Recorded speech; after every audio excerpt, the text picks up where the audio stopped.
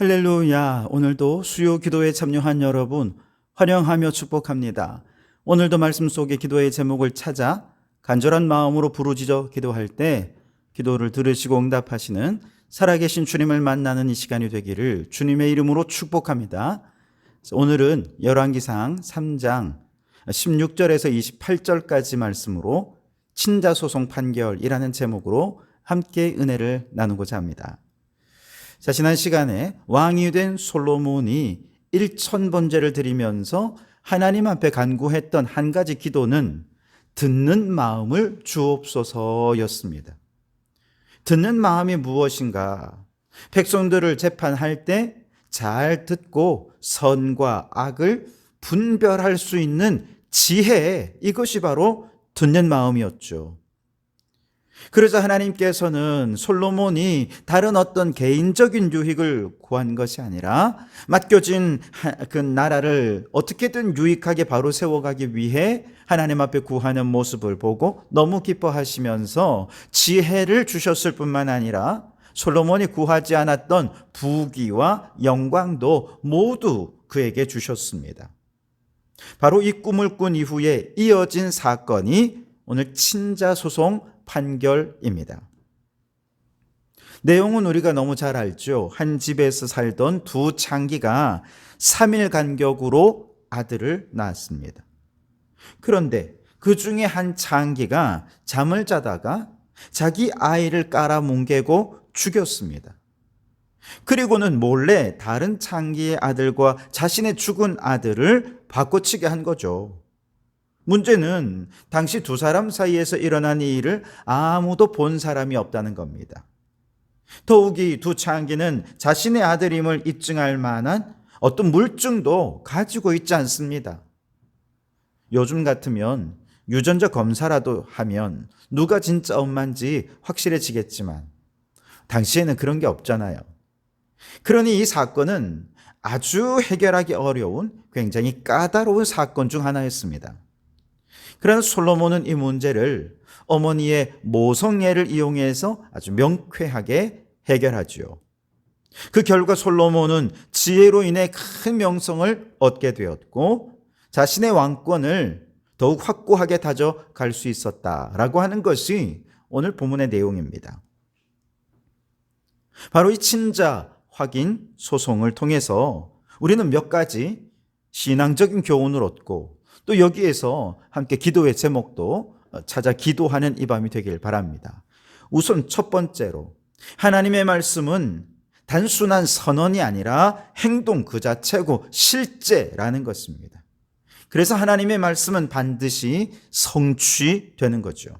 자, 솔로몬이 기도한 결과 하나님께서 응답하십니다. 12절에 내가 내 말대로 하여 내게 지혜롭고 총명한 마음을 주노니, 지혜를 주셨습니다. 총명을 주셨습니다. 그 결과 오늘 28절 마지막 절에 온 이스라엘이 왕이 심리하여 판결함을 듣고 왕을 두려워하였으니 이는 하나님의 지혜가 그의 속에 있어 판결함을 봄이더라. 아멘.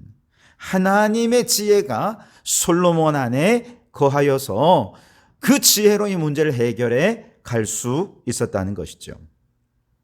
하나님께서 지혜롭고 총명한 마음을 주시겠다고 뭐 하셨습니까? 말씀하셨습니다. 그랬더니 실제로 솔로몬이 이렇게 까다로운 재판에서 지혜롭게 판결하게 되었다는 것이죠. 말씀이 곧 행동이고 말씀은 그대로 성취된 것입니다. 여러분, 이것은 마치 창조 때 하나님께서 말씀으로 천지를 창조하신 원리와 똑같습니다. 하나님께서 빛이 있으라 말씀하시니 실제로 빛이 있었죠.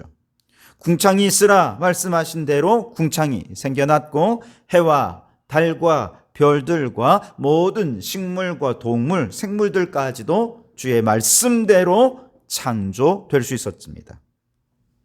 예수님의 탄생 역시 마찬가지죠. 어느 날 불현듯 갑자기 예수님이 탄생하신 게 아니에요. 아주 오랫동안 수많은 선지자들을 통해서 하나님께서 메시아 예수 그리스도를 이 땅에 보내어 주실 것이라고 예언했고 하나님의 말씀이 성취된 사건이 바로 예수님의 탄생이라는 것이죠. 특별히 마태복음에 보시면 예수님의 탄생에 대해 기록하는 1장, 2장에 무려 5번이나 구약 성경의 말씀을 인용해서 예수님의 탄생은 말씀에 대한 정확한 성취의 사건이다 라고 하는 것을 얘기해 주고 있습니다. 가브리엘 천사가 요셉의 꿈에 나타나서 이 모든 일에 된 것은 주께서 선지자로 하신 말씀을 이루려 하심이니이다. 그렇게 이야기를 하면서 예수님의 탄생이 하나님의 말씀의 성취임을 확인해 주었습니다. 예수님이 행하신 사역은 어떤가요? 그 역시도 말씀이 성취되는 사역이었습니다. 예수님께서 처음 공생애를 시작하시면서 한 가버나움 회당에서 최초로 설교를 하실 때 펼쳐 읽은 말씀이 이사야 61장 말씀입니다. 이 말씀을 다 읽으신 후에 예수님께서 이렇게 말씀하시죠. 이 글이, 이 말씀이 오늘 너희 귀에 응하였느니라. 예수님의 모든 사역은 하나님의 말씀을 성취하는 사역이었다는 것입니다. 이처럼 하나님이 말씀하시고 그 말씀이 행동으로 나타나 성취되는 하나님 나라 사역의 원리에 대해 예수님께서는 씨앗으로 비유를 통해 설명해 주셨습니다. 작은 겨자씨 하나가 땅에 심겨지면 이것이 자라나게 되는데 나중에 자라서는 새들이 깃들 정도로 풍성한 나무가 된다라는 거죠. 그런데 하나님의 말씀도 이렇게 씨앗처럼 작고 보잘것없는 모습으로 우리의 마음판에 새겨지고 마음밭에 심겨지지만 언젠가 풍성한 나무로 자라게 될 거라는 거죠. 때때로 사람들의 마음밭의 상태에 따라서 결실이 어려워질 수도 있어요. 그러나 그건 말씀의 능력이 없어서가 아니라 말씀을 받는 사람들의 마음의 상태가 문제인 것이죠.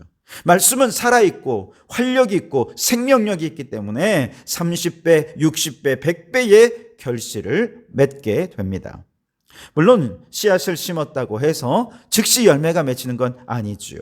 농부가 인내해서 물도 주고 비료도 주고 여러 가지 작업을 해야 되는 것처럼 우리의 마음속에 하나님의 말씀의 씨앗을 뿌릴 뿐만 아니라 이 말씀이 우리의 삶에 성취되도록 하기 위해 우리는 끊임없이 기도하고 말씀에 순종하는 삶을 살 수 있어야 됩니다. 그러면 언젠가 이 씨앗이 열매를 맺는 것처럼 말씀이 풍성한 열매로 성취될 수 있다는 것이죠. 이것이 하나님의 나라의 법칙인 것이죠. 지금까지 우리는 수많은 말씀을 읽고 들으면서 우리의 마음밭에 하나님의 말씀에 씨를 뿌렸습니다. 그 가운데 어떤 말씀은 때로 즉각적으로 역사해서 연약한 우리의 심령을 굳게 세워주기도 했습니다. 때로는 슬픔 가운데 있는 심령 위에 위로의 열매가 맺혀지기도 했습니다.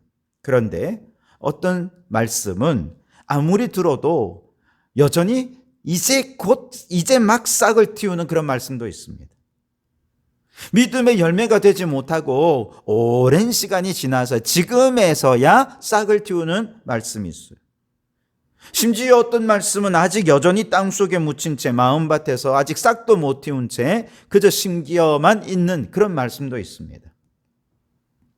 그러니 여러분, 우리가 해야 될 일은요, 몇 가지가 있는데, 첫째는 하나님의 말씀은 반드시 성취된다는 사실을 믿는 것입니다. 둘째로 내 마음에 심겨진 말씀의 씨앗이 싹 틔우고 자라나 열매 맺도록 하기 위해 우리가 해야 될 일이 있는데 땀 흘려 말씀 붙잡고 기도하는 것입니다.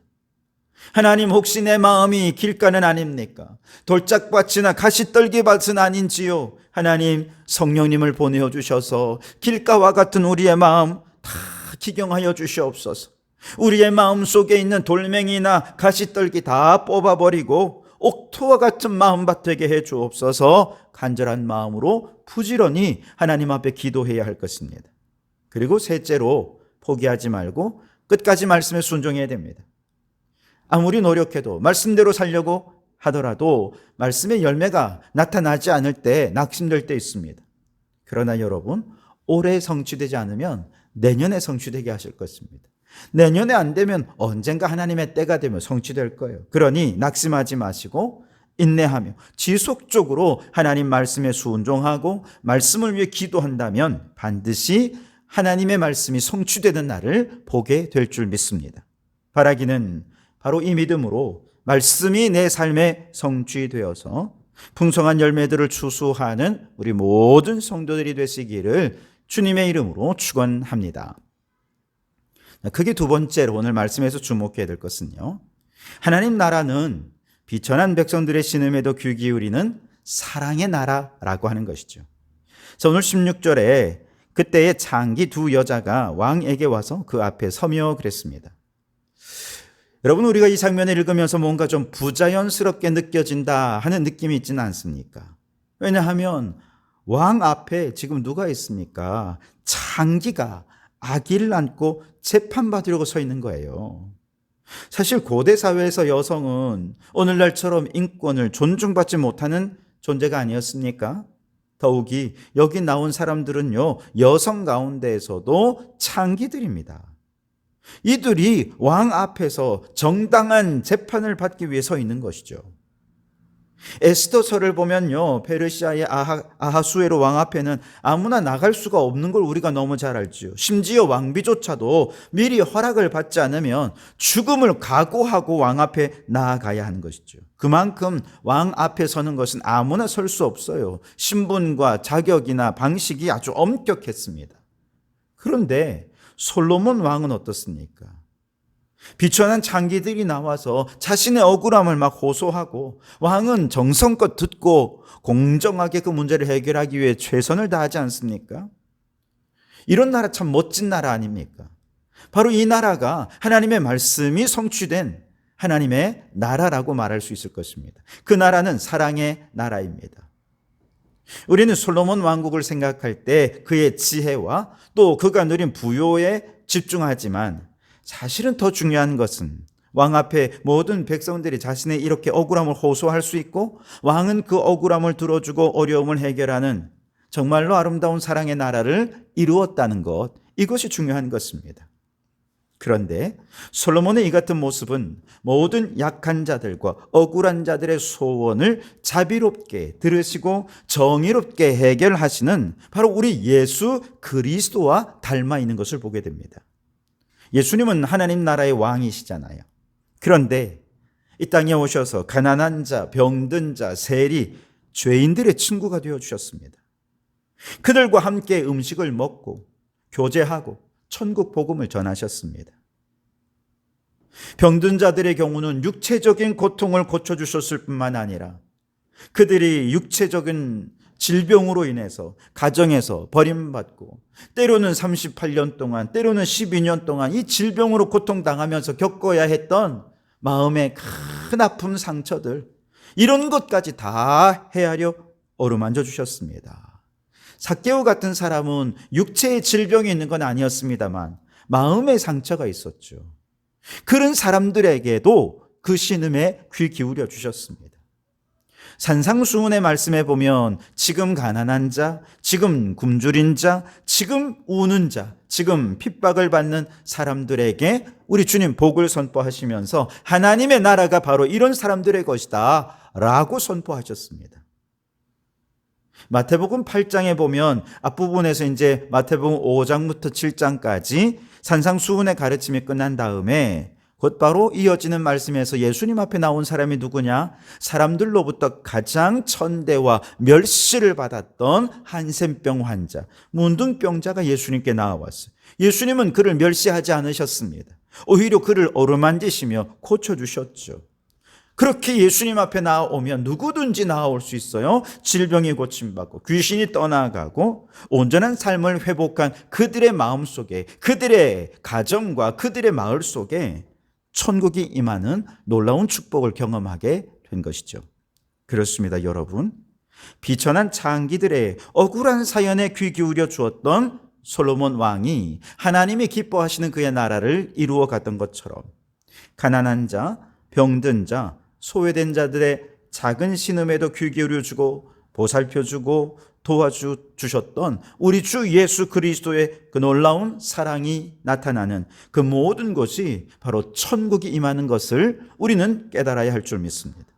우리 주님은 지금도 우리의 작은 신음에도 귀 기울여 주시고 우리의 마음의 천국을 이루기 위해 이곳에 임하여 있는 것을 믿으시기 바랍니다. 포도원에 작은 여우 한 마리가 출몰하면 여기저기 뛰어다니면서 포도원을 망가뜨리죠. 마찬가지로 우리의 인생에 찾아든 작은 여우 한 마리가 평화롭던 우리의 가정을, 평화롭던 우리의 마음의 포도원을 망가뜨리고 인생을 무너뜨리곤 합니다. 오늘 이 밤 우리를 괴롭히는 작은 여우 때문에 힘들어하고 계시지는 않은지요. 주님은 우리의 고통을 들으십니다. 우리의 신음소리를 들으시는 사랑의 하나님이십니다. 하는 것마다 잘 안 되고 실패하고 넘어져서 저무는 태양을 바라보며 빈손으로 빈들을 걸어가야 하면, 그래서 너무나도 낙심되고 좌절되고 절망된 상황 속에 있지는 않으신지요. 이제 주님이 일하실 차례입니다. 그러니 주님께 다 맡기십시오. 주님께서 들으시고 가장 선한 길로 인도해 주십니다. 모든 막힌 문을 열어 주실 줄 믿습니다. 오늘 이 밤 그 믿음으로 기도하는 우리 성도들의 마음속에 주님의 위로와 치유와 회복의 은총이 넘치게 드러나게 되기를 바랍니다. 그래서 여러분의 마음속에, 여러분의 하는 모든 일들 속에, 여러분의 가정 속에 천국이 임하는 놀라운 축복을 경험하시기를 주님의 이름으로 축원합니다. 마지막 세 번째로 솔로몬이 문제를 해결하는 과정을 보면서 우리가 한 가지 깨닫게 되는 또 다른 것은 하나님 앞에서는 그 어떤 것도 감출 수가 없다는 거죠. 오늘 18절 말씀해 보시면 내가 해산한 지 사흘 만에 이 여자도 해산하고 우리가 함께 있었고 우리 둘 외에는 집에 다른 사람이 없었나이다 그랬죠. 두 사람밖에 없었다는 얘기는 무슨 뜻이에요? 한 아이가 죽고 아이가 바꿔치기 되는 이 모든 사실을 증언할 아무런 증거도 증인도 물증도 없다는 것을 의미합니다. 형사소송의 경우 모든 재판은 증거재판주의라는 원칙에 입각한다고 하죠. 추론이나 추정만 가지고는 죄를 물을 수 없고 반드시 증거에 의해서만 사실을 인정한다는 것입니다. 그런데 이 재판에서는 지금 어떤 증거도 물증도 증인도 없는 상황이잖아요. 그런데 서로 다른 주장을 하죠. 그 사이에 살아있는 한 아기만 있을 뿐이죠. 이 아이가 아무리 봤다고 해도 말을 할 수 있겠습니까? 혹 말을 한다고 해도 그게 물증이 될 수, 증언이 될 수 있겠습니까? 불가능한 거죠. 그러니 문제 해결은 요원할 수밖에 없죠. 하지만 사람들이 볼 때 불가능해 보이고 문제 해결이 안 될 것 같아 보여도 하나님의 지혜 앞에서는 불가능이 없다는 것을 오늘 이 사건 우리에게 보여주고 있습니다. 하나님 앞에서는 선과 악이 밝히 드러나게 되어 있습니다. 하나님 앞에서는 문제 해결의 길이 밝히 드러나게 되어질 줄 믿습니다. 솔로몬은 증인이 없는 상황에서 인간 본성에 대한 깊은 통찰을 가지고 여인들의 마음속에 감추어진 모성애를 이끌어내어 사건을 해결하게 됐죠. 그는 모성애를 자극하면서 한 명령을 내리지요. 하나밖에 없는 아이, 이 아이 칼로 쪼개서 둘로 갈라 나누어라. 그러자 이미 자신의 아이가 죽은 여인은 뭐라고 합니까? 그래, 이 아이를 죽여서 내 아이도 되지 말고 저 여자의 아이도 되지 않도록 그냥 둘로 나누는 것이 공평하겠습니다. 그러나 이것은 이 아이가 자신의 아이가 아니라는 것을 반증하는 것이죠. 반면에 아이의 진짜 엄마는 뭐라고 얘기합니까? 아이가 죽는다는 거예요. 그러니 내가 기르지는 못해도 차라리 이 아이를 그녀에게 주더라도 제발 살려달라고 마음이 막 불붙는 것 같다고 그렇게 말씀하십니다. 바로 이것이 그녀가 친어머님을 증명한 것이었죠. 결국 하나님의 지혜 앞에서는 어떤 것도 감추어질 수가 없다는 것이죠. 시편 139편 12절 말씀에 주께서는 흑암이 숨기지 못하며 밤이 낮과 같이 비추이나이다. 주에게는 흑암과 빛이 같음이니이다 그랬습니다. 하나님 앞에는요, 흑암도 빛과 같아요. 밤도 낮과 같아서 아무리 사람들이 볼 때 흑암이고 밤이라도 다 보여요. 다 드러납니다. 아무것도 숨길 수가 없는 것이죠. 오늘날 사람들 중에 어떤 사람들은요, 자기 속에 거짓이 있음을 알면서도 이 본문에 등장하는 이 창기와 같이 끝없이 거짓을 주장하고 그것을 합리화하기 위해 또 거짓을 하는 그런 사람들이 있습니다. 또 다른 사람들은 하나님의 명령을 피해서 다시스로 가는 배 밑에 숨어 잠들었던 요나처럼 우리도 하나님을 피해 어딘가 숨을 때가 있을 거야 라고 생각하는 사람도 있습니다. 그러나 그런 곳은 이 세상 어디에도 없습니다. 증인도 없고 증거도 없고 본 사람도 없고 들은 사람도 없다 해도 하나님은 결국 진실을 밝혀내시고 숨은 자를 찾아내시는 지혜의 하나님이신 줄 믿습니다. 아무리 세상에 거짓과 불의와 불법이 판친다 해도 우리 성도들만은 정직하시기 바랍니다. 불의와 불법이 사람을 속일 수 있을지 모르지만 하나님은 속일 수 없습니다. 그러니 모든 일을 의롭게 법대로 그리고 정직하게 처리하는 우리 성도들이 되실 수 있길 바랍니다. 우리는 사람들 앞에 있는 것이 아니라 하나님 앞에 있습니다. 하나님의 인재와 말씀 앞에서는 어떤 것도 숨길 수 없음을 고백하며 늘 코람되어 하나님 앞에서 정직하게 행하시기 바랍니다. 그리고 그 하나님의 지혜의 탁월하심과 위대하심을 날마다 찬양하는 우리 성도들이 되시기를 주님의 이름으로 축원합니다. 기도하겠습니다.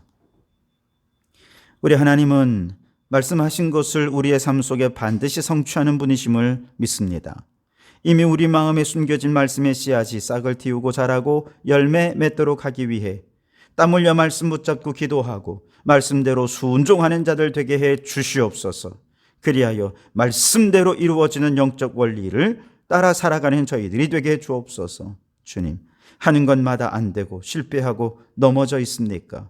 낙심과 좌절과 절망 속에 있지는 않습니까? 바라기는 이제 주님이 일할 때인 줄 믿고 우리의 모든 삶을 주님께 맡기게 해 주시옵소서. 우리를 실패해서 건져주시고 인생의 막힌 문을 열어주실 분, 우리의 작은 신음에도 귀 기울이시고 응답하실 분 오직 우리 주님밖에 없사오니 주님께 모든 것을 맡기며 기도의 삶을 살게 하여 주옵소서. 오 하나님, 아무리 세상이 거짓과 불의와 불법이 판을 친다 해도 사람은 속여도 하나님은 속일 수 없음을 깨닫고 모든 일을 하나님 앞에서 의롭게 원칙대로 정직하게 처리하는 저희들이 되게 해 주시옵소서. 지혜로우신 하나님을 믿고 의지하며 하나님께 지혜를 구하게 하시고 그 하나님의 지혜로 행하는 저희들 되게 해 주시옵소서. 예수님 이름으로 기도하옵나이다. 아멘.